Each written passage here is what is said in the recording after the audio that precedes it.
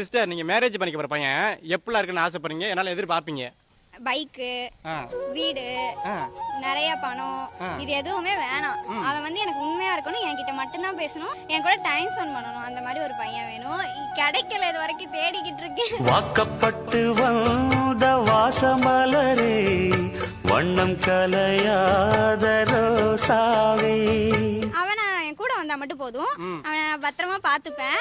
அவன் வந்து எனக்காண்டி எதுவுமே செலவு பண்ண தேவையில்ல. நானே வேலைக்கு போய் நானே பாத்துப்பேன். அவனுக்காண்டி நானே செலவு பண்ணுவேன். நர்சிங் படிச்சு நான் நல்ல நர்ஸ் ஆகி அவனை பார்த்துட்டு வீட்டுல மட்டும் இருந்து என் கூட சேர்ந்து ரீல்ஸ் பண்ணா போதும்.